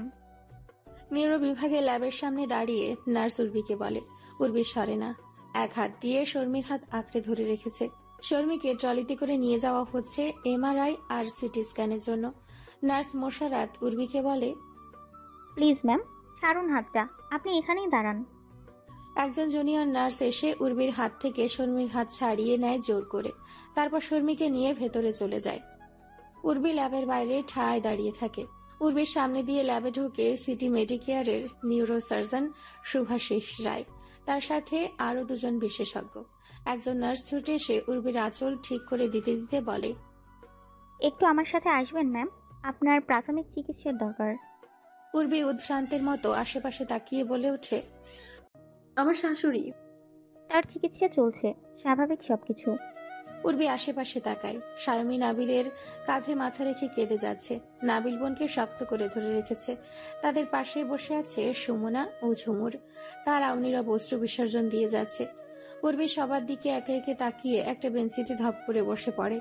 দ্রুত পায়ে শাখাওয়াত চৌধুরী জেনারেল হসপিটালের লবি দিয়ে হেঁটে আসছে। তার দুই পাশে দুজন বডিগার্ড। হসপিটালের বাইরেই তিনটা গাড়ি দাঁড় করিয়ে এসেছে সে। কেবিনের বাইরে তিনজন পুলিশ অফিসার দাঁড়িয়ে কথা বলছিল। শাখাওয়াত চৌধুরীকে দেখেই টানটান হয়ে দাঁড়িয়ে সালাম দেয়। শাখাওয়াত চৌধুরী সালামের উত্তর দিয়ে কেবিনের ভেতরে প্রবেশ করতে গেলেই পুলিশ অফিসার তার পথ আগলে ধরে। বলে, স্যার আসামি আমাদের জিম্মায় এখন, আপনি দেখতে পারবেন না। শাখাওয়াত চৌধুরী আহত চোখে তাকিয়ে কাপা গলায় বলে ওঠে, ছেলে আমার। স্যার সে আসামি, অ্যাটেম্প টু মার্ডার কেসের আসামি, we are sorry. Shakhawat Chowdhury একটা গভীর নিঃশ্বাস নেয়। কণ্ঠস্বর স্বাভাবিক রেখে বলে, কোথায় লেগেছে গুলি? বুকে। ঠান্ডা গলায় জবাব দেয় পুলিশ ইন্সপেক্টর। শাখাওয়াত চৌধুরীর মনে হলো কেউ তারই বুকে গুলি মেরেছে। পুলিশ অফিসারের মুখের দিকে তাকিয়ে জানতে চায়, কে মেরেছে? আমি। পুলিশ অফিসার উত্তর দেয়। শাখাওয়াত চৌধুরী ফ্যালফ্যাল করে তাকিয়ে আছে তার দিকে। নরম গলায় বলে ওঠে, দয়া করে ভালো কোনো হসপিটালে নিতে দিন। উই আর সরি, তাকে এখানেই রাখা হবে। শাখাওয়াত চৌধুরী দু চোখ বন্ধ করে ফেলে। তারপর আটকে আটকে বলে ওঠে, বাঁচবে তো? আশা করা যাচ্ছে। পুরো সিটি মেডিকেয়ার হসপিটাল ভীষণ ব্যস্ত। তারা ভীষণ ব্যস্ত রাউনফ করিম খানের ছোট মেয়েকে নিয়ে, যে মেয়েটা রাউনফ করিম খানের খুব আদরের। নিউরো বিভাগের সামনে ওয়েটিং রুমে আহাজারি করে যাচ্ছে শর্মির দুজন ফুপু এবং দুজন খালামণি। এখানে কেউ কাউকে সান্ত্বনা দিতে পারছে না। সবাই নিজেকে নিয়ে ব্যস্ত। সায়মী আর নাবিল একে অপরকে জড়িয়ে ধরে কাছে। মনে হচ্ছে প্রত্যেকে আলাদা আলাদা দুনিয়া বানিয়ে নিয়েছে নিজের জন্য, যেখানে উর্বির কোনো অস্তিত্ব নেই। উর্বি নিজেই নিজের অস্তিত্ব খুঁজে পায় না। কিছুক্ষণ সবার মুখের দিকে তাকিয়ে ধীর পায়ে হেঁটে নার্সের বারণ সত্ত্বেও শর্মিকে যে কেবিনে রাখা হয়েছে সেখানে ঢুকে। আশ্চর্যজনকভাবে নিজের শারীরিক যন্ত্রণা সে অনুভব করতে পারছে না। লামিয়ার অর্শনারার কেবিন থেকে বের হয়ে দেখে উর্বি শর্মির কেবিনে ঢুকছে। সে বাধা দিতে গিয়েও দেয় না। নিস্তেজ হয়ে পড়ে থাকা নরম আদুরের শরীর, গোলগাল মুখটার দিকে এক দৃষ্টে তাকিয়ে থাকে উর্বি। মনে হচ্ছে এক্ষুনি ওই ঠোঁট নড়ে বলবে, আন্টি আমি আজ তোমার সাথে ঘুমাই। আন্টি আমার খুব ভয় করছে। আন্টি আমাকে মিষ্টি কিছু বানিয়ে দাও না। আন্টি বাবার কাছে তুমি প্লিজ এটা বলবে না। আশ্চর্য, উর্বির চোখে এখন পানিও আসছে না, যে শর্মির নরম হাতটা আঁকড়ে ধরে রেখেছে। স্যার আপনি শান্ত হন। রানাফ ভাই দাঁড়ান, ভিতরে যাস না। রনফ দাঁড়াও, ও তুমি। বাইরে থেকে 3-4 ভিন্ন ভিন্ন পুরুষের গলার আওয়াজ শোনা যায়। উর্বি শর্মির হাত ছেড়ে কেবিনের একপাশে দেয়ালে পিঠ ঠেকিয়ে দাঁড়িয়ে থাকে। বাইরে সবাই রাউনাফকে আটকাতে চাইছে। রাউনাফ কারো কথা না শুনে ঢুকে পড়ে কেবিনে। চোখের পলকে শর্মির বেডের কাছে গিয়ে হাঁটু গেড়ে বসে পড়ে সে। শর্মির হাত আগলে ধরে অজস্র চুমু খেতে খেতে কান্নায় ভেঙে পড়ে রাউনাফ। প্রত্যেকটা দীর্ঘশ্বাসের সাথে আর্তনাদ করতে থাকে, আমার মা, আমার মামুনি বলে। জাহাঙ্গীর আর লামিয়া রাউনাফকে টানছে। সে তার মেয়ের হাত ছাড়ছে না। শর্মিকে হসপিটালে আনার 1.5 ঘন্টা পরে রাউনাফ এসেছে। এসে জানতে পারে তার পুরো পৃথিবী নিস্তেজ হয়ে কেবিন নাম্বার 304-এ পড়ে আছে। উর্বি তাকিয়ে তাকিয়ে দেখছে বাবা মেয়েকে। সে বুঝতে পারছে না সে আদৌ জীবিত ঘৃণা। তার কেন কান্না পাচ্ছে না। রাউনাফ নিজের মেয়েকে আঁকড়ে ধরে কেঁদে যাচ্ছে। ডক্টর মেহেদি হাসান, আজমিরের স্বামী হাফিজুর, তাকে টেনে তোলার চেষ্টা করছে। রাউনাফ ছোট বাচ্চাদের মতো কাঁদছে। ছেলে মেয়েগুলো তার ঠিক কি সেটা তো কেবল রাউনাফ করিম খানই জানে। ওরাই যে তার অস্তিত্ব। নিজেকে পৃথিবীর সব থেকে ব্যর্থ বাবা বলে মনে হচ্ছে তার এখন। সে কিসের শাস্তি পেল এটা? কোন দোষের, কোন পাপের? রাউনাফকে দেখে আত্মীয় স্বজনের আহাজারি যেন বেড়ে গেল। ডক্টরদের বারণ সত্ত্বেও 3 তলা কাঁপিয়ে বাতাস ভারী করে কেঁদে যাচ্ছে সবাই। কেবিনের মধ্যে ট্রলি নিয়ে ঢুকে 3 জন নার্স এবং তাদের পেছনে ডক্টর শুভাশিস রায় এবং তারিন মাহমুদ, নিউরোসার্জন। শুভাশিস এসে রাউনাফের হাত ধরে টানে, কোমল কণ্ঠে বলে, ট্রাই টু আন্ডারস্ট্যান্ড, ভেঙে পড়ো না রাউনাফ। রাউনাফ কিভাবে শক্ত থাকবে? সেই মানসিক ক্ষমতা রাউনাফের নেই।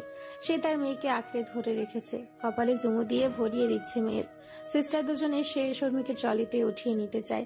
রাউনাফ হাহাকার করে ওঠে। কোথায় নিয়ে যাচ্ছ? আমার মামুনিকে কোথায় নিয়ে যাচ্ছ?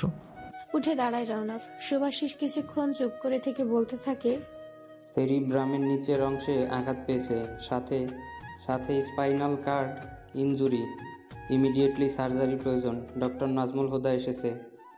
রওনা থপ করে আবারও মেঝেতে বসে পড়ে। জাহাঙ্গীর আর আশিক এসে তাকে আঁকড়ে ধরে।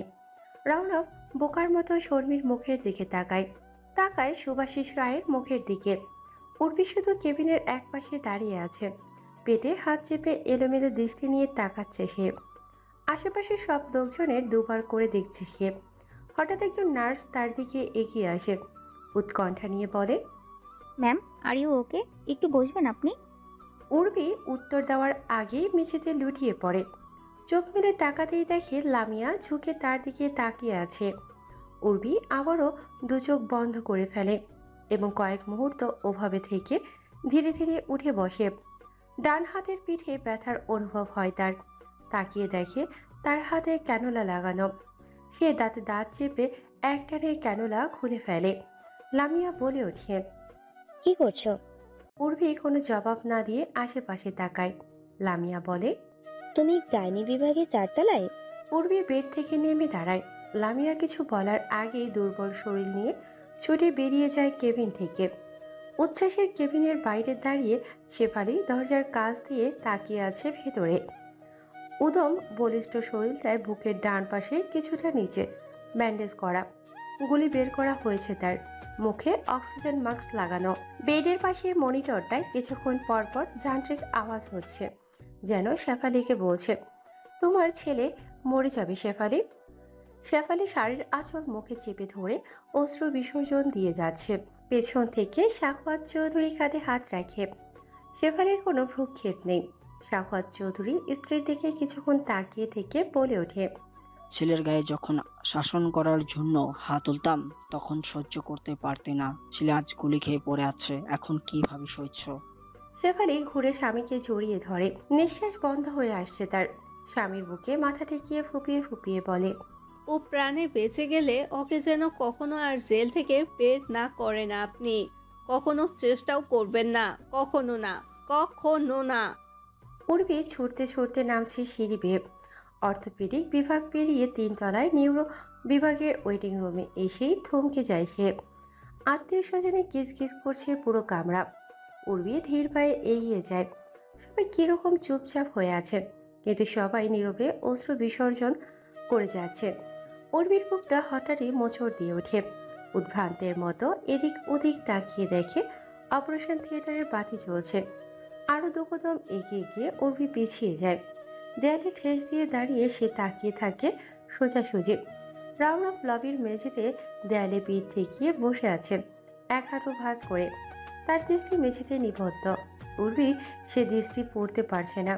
শাইমি নাবিল দুজন তাদের পাপার দুপাশে বসে পাপাকে আঁকড়ে ধরে রেখেছে চুপচাপ। রাউন্ড অফের 2 জন শালিকা, 2 বোন, তাদের স্বামী সবাই এক পাশে বসে আছে। সামিউল, অন্তরা, শফিউল, মোহনা সবাই ঢাকার উদ্দেশ্যে রওনা দিয়েছে ইতিমধ্যে। মৃদু আওয়াজে কাঁদছে আজমিরি, রুমাও কাঁদছে। শাইমি নাবিল দুজনেই কাছে, সবাই কাছে, শুধু কাঁদতে পারছে না উর্বি। কেন কাঁদতে পারছে না সে জানে না। সেও সবার মতো একটু কাঁদতে চায়। শর্মী তারও মেয়ে, সেও কাঁদবে। থানা থেকে ইন্সপেক্টর দীপঙ্কর সাহা দুজন কনস্টেবল নিয়ে এসেছে। তাকে দেখে আজমেরির স্বামী হাফিজুর এগিয়ে আসে জাহাঙ্গীর। দীপঙ্কর তাদের উদ্দেশ্য করে বলে, এফআইআর দায়ের করা হয়েছে, এদিকের কি অবস্থা? সার্জারি লাগছে। নিষ্প্রাণ হয়ে বলে হাফিজুর। দীপঙ্কর বলে, একটু রাউনফের সাথে কথা বলবো। জাহাঙ্গীর বাধা দিয়ে বলে, বুঝতেই তো পারছো দীপঙ্কর, এখন থাক, তোমরা তোমাদের কাজ চালিয়ে যাও। তবুও কথাটা বলে দীপঙ্কর এগিয়ে যায় রাউনফের দিকে।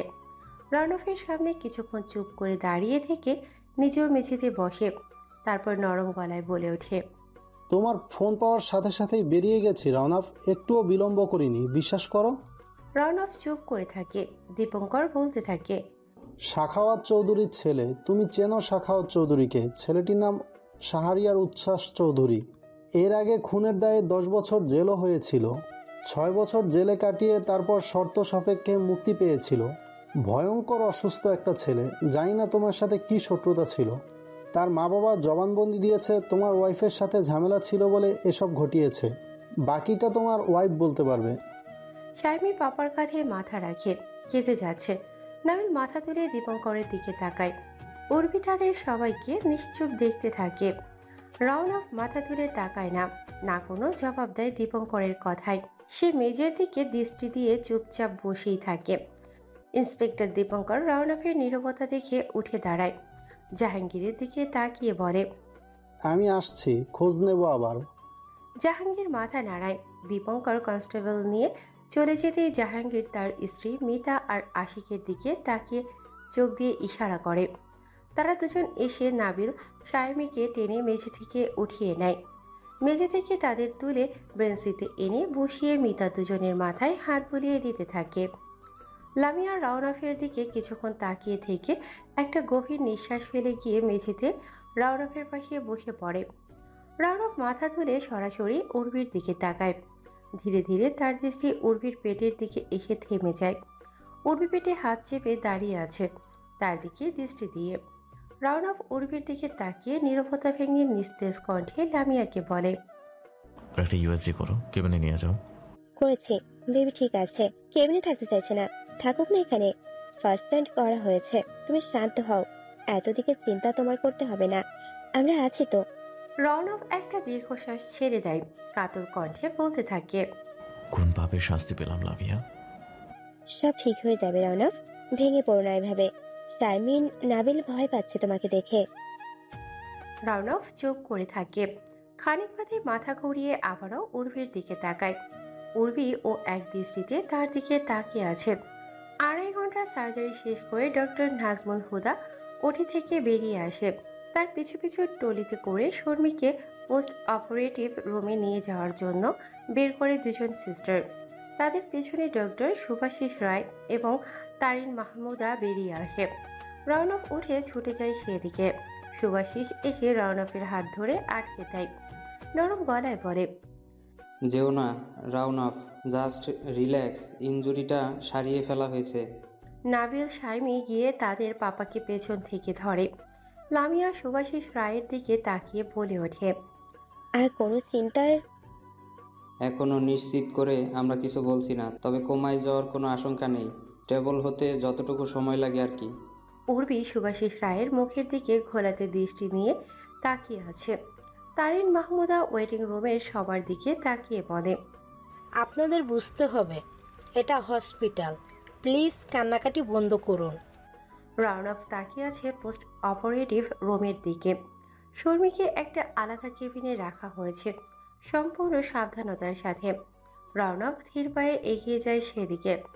জাহাঙ্গীর রাউনফকে টেনে ধরে। রাউনফ কাতর কণ্ঠে বলে, ছাড় আমাকে, দেব মেয়েটাকে দূর থেকে। সুস্থ হলে দেখবি, আয় এদিকে। রাউনফকে জোর করে টেনে এনে একটা বেঞ্চিতে বসিয়ে দেয় জাহাঙ্গীর। তারিন মাহমুদা উর্বির দিকে তাকিয়ে বলে ওঠে, আপনিও যে আহত, এখানে দাঁড়িয়ে কেন? কেবিনে যান, বিশ্রাম করুন। উর্বি ঠায় দাঁড়িয়ে থাকে। জাহাঙ্গীর আজমেরি রুমার মুখের দিকে তাকিয়ে বলে ওঠে, তোরা এভাবে ভেঙে পড়লে ওদেরকে কিভাবে সামলাবি? রাহানাপের এই অবস্থা, চাচি আম্মার অবস্থা ভালো নেই, ওটি ঠিক নেই। নাবিল, শানিকে নিয়ে বাড়িতে যা। হসপিটাল এত লোক থাকার প্রয়োজন নেই, যা বলছি। আমরা কোথাও যাব না, আমরা পাপার সাথে এখানেই থাকবো, এখানেই। শারমিন চেঁচিয়ে বলতে থাকে। লিমা তাদের বোঝাতে থাকে। রাউনফ চুপ করে আছে। এক পর্যায়ে লামিয়া অনেক বুঝিয়ে জোর করে শারমিন নাবিলাকে আজমেরি আর রুমার সাথে পাঠিয়ে দেয় বাড়িতে। প্রায় সকাল হয়ে এসেছে তখন। উর্বির জীবনের কাল রাত এখনো কাটেনি, তা উর্বি জানে। সে নির্লিপ্ত হয়ে দেয়ালে পিঠ ঠেকিয়ে দাঁড়িয়ে আছে। তার একটা হাত তার পেটে। মানুষ আসে, মানুষ চলে যাচ্ছে, সবাই কাঁদছে।